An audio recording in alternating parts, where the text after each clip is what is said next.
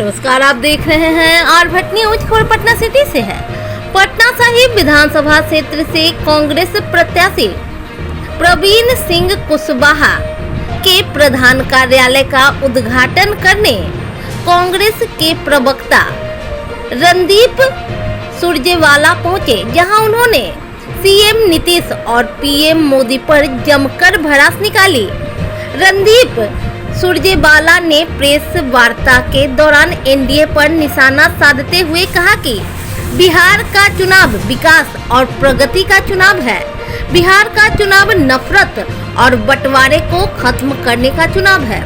बिहार का चुनाव थके हुए नेतृत्व को रिटायर करने का चुनाव है। बिहार चुनाव में एक तरफ महागठबंधन है जो बिहार की बढ़ती हुई आकांक्षाओं, इच्छाओं और भविष्य को प्रतिबिंबित करता है, तो वहीं दूसरी तरफ भारतीय जनता पार्टी के 3 गठबंधन हैं, जिसमें पहला गठबंधन है बीजेपी और जेडीयू का दूसरा गठबंधन है एलजेपी और लोक जनशक्ति पार्टी का, और तीसरा गठबंधन है बीजेपी और ओवैसी का। वहीं सुरजेवाला ने कहा कि बीजेपी ने मन बना रखा है नीतीश बाबू 5 नवंबर तक कार्यकारी मुख्यमंत्री हैं और 5 नवंबर को ठीक 5 बजे जेडीयू को कूड़ेदान में डाल देंगे। वहीं सीएम नीतीश कुमार पर निशाना साधते हुए सुरजेवाला ने कहा कि नीतीश बाबू राजद और कांग्रेस का कंधा पकड़कर वोट ली और मुख्यमंत्री बने और फिर सृजन का फेविकॉल चिपकाकर सत्ता की गोदी के अंदर बैठ गए। आगे उन्होंने क्या कुछ कहा, देखें इस रिपोर्ट में। कैसा हो गरीबों का नेता, कैसा हो जिंदाबाद, हिंदू मुस्लिम एकता जिंदाबाद, हिंदू मुस्लिम जिंदाबाद, हिंदू मुस्लिम जिंदाबाद।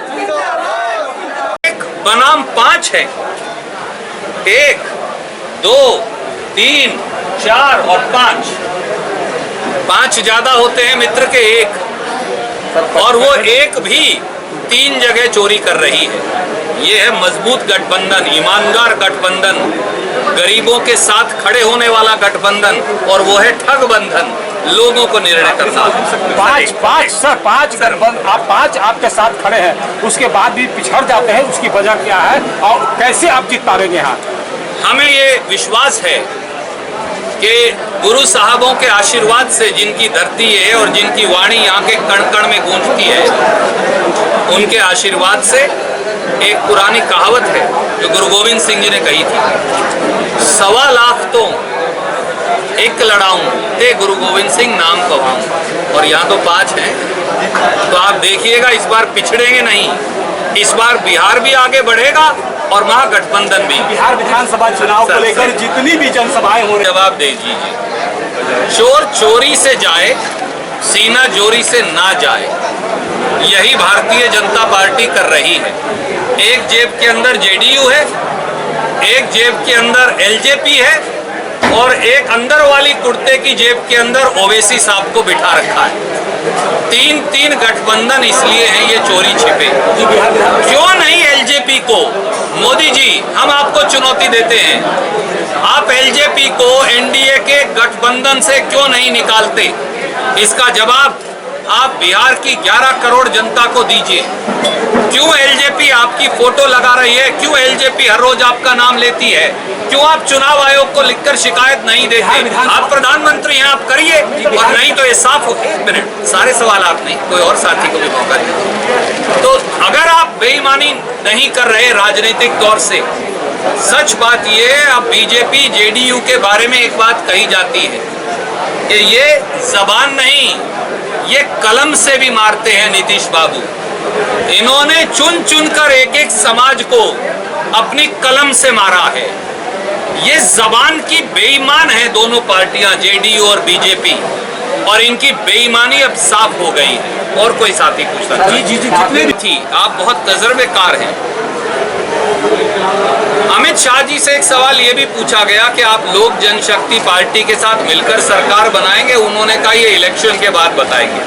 साफ हो गया, एलजेपी को नीतीश बाबू के खिलाफ इन्होंने ही खड़ा किया है। सच्चाई ये है कि जब आप बुरा करते हैं, पाप करते हैं, तो पाप घूमकर आपके पास वापस आता है। 2015 में बिहार की जनता ने भारतीय जनता पार्टी और उसके गठबंधन को नकार दिया था। नीतीश बाबू ने आरजेडी और कांग्रेस का कंधा पकड़कर वोट ली, मुख्यमंत्री बने और फिर सृजन का फेविकोल चिपकाकर सत्ता की गोदी के अंदर जाकर बैठ गए और प्रजातंत्र का चीरहरण किया। शायद कहीं ना कहीं भाग्य और ईश्वर इसी की सजा उनको वापस दे गए। पासवान ने प्रधानमंत्री नरेंद्र मोदी का खुद का हनुमान बताया है, और वहीं दूसरी ओर भाजपा के वरिष्ठ नेता से लेकर प्रदेश स्तर के राजनेताओं ने स्पष्ट रूप से कहा है कि लोजपा इसी जो लोग विकास की बात करते हैं वो ये बताएं 15 साल से विकास कहां गुम है। बिहार के अंदर आज 1.5 करोड़ के करीब नौजवान बेरोजगारी के कारण दर दर की ठोकरें खा रहा है। गुण है, शिक्षा है, क्षमता है, काबिलियत है, बुद्धि है, परंतु जेडीयू और बीजेपी की सरकार में रोटी और रोजगार नहीं। काश मोदी जी, क्योंकि उनके बेटा या बेटी नहीं, काश मोदी जी के बेटा या बेटी होता तो वो समझते कि जब बेरोजगार बेटा या बेटी घर में बैठा हो, पीएचडी करके, एमए करके, बीए करके, 12वीं पास करके, और क्षमता और गुण हो परंतु रोटी ना हो, तो उसका अपमान किस प्रकार से होता है। काश मोदी जी ये समझ सकते, काश नीतीश बाबू ने अपने बच्चों को बिहार में रोजगार करवाया होता तो नीतीश बाबू ये समझ सकते। धन्यवाद। धन्यवाद।